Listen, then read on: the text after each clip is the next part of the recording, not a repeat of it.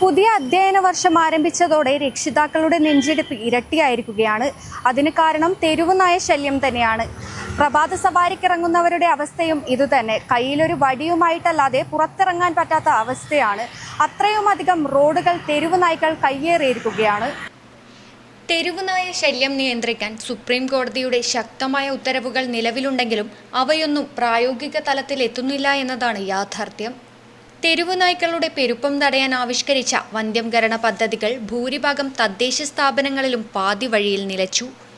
അടിസ്ഥാന സൗകര്യങ്ങളുടെ കുറവും ഫണ്ടിന്റെ വിനിയോഗമില്ലായ്മയുമാണ് ഇതിന് കാരണമായി പറയുന്നത്. മാലിന്യമുക്ത കേരളം എന്നൊക്കെ പറയുന്നുണ്ടെങ്കിലും നഗര ഗ്രാമ വ്യത്യാസമില്ലാതെ പൊതു ഇടങ്ങളിലും മറ്റും തള്ളുന്ന അറവു മാലിന്യങ്ങളും മറ്റ് ഭക്ഷണാവശിഷ്ടങ്ങളുമാണ് തെരുവുനായ്ക്കൾ കൂട്ടത്തോടെ തമ്പടിക്കാൻ പ്രധാന കാരണം. നായ്ക്കളുടെ കടിയേറ്റാൽ നൽകുന്ന ആന്റി റാബിസ് വാക്സിന്റെ ഗുണനിലവാരത്തെക്കുറിച്ച് മുൻപുയർന്ന വിവാദങ്ങൾ ജനങ്ങളിൽ ഇപ്പോഴും ആശങ്ക നിലനിർത്തുന്നുണ്ട്.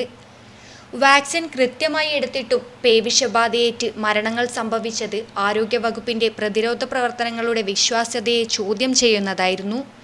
സർക്കാർ ആശുപത്രികളിൽ പലപ്പോഴും മരുന്നുകളുടെ ലഭ്യത കുറവുണ്ടാകുന്നതും സാധാരണക്കാരെ സ്വകാര്യ ഫാർമസികളെ ആശ്രയിക്കാൻ നിർബന്ധിതരാക്കുന്നു.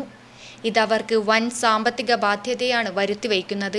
മനുഷ്യന്റെ ജീവനേക്കാൾ തെരുവുനായ്ക്കളുടെ അവകാശങ്ങൾക്ക് മുൻഗണന നൽകുന്ന ചില മൃഗസംരക്ഷണ സംഘടനകളുടെ നിലപാടുകളും ജനരോഷത്തിന് കാരണമാകുന്നുണ്ട്. വാഹനങ്ങളിൽ സുരക്ഷിതമായി സുഖയാത്ര നടത്തുന്ന അധികാരികൾക്കോ സുരക്ഷിത ഇടങ്ങളിൽ കഴിയുന്ന മൃഗസ്നേഹികൾക്കോ വഴിയിലിറങ്ങുമ്പോൾ നായയുടെ കടിയേൽക്കുന്ന സാധാരണക്കാരന്റെ വേദന അറിയില്ല.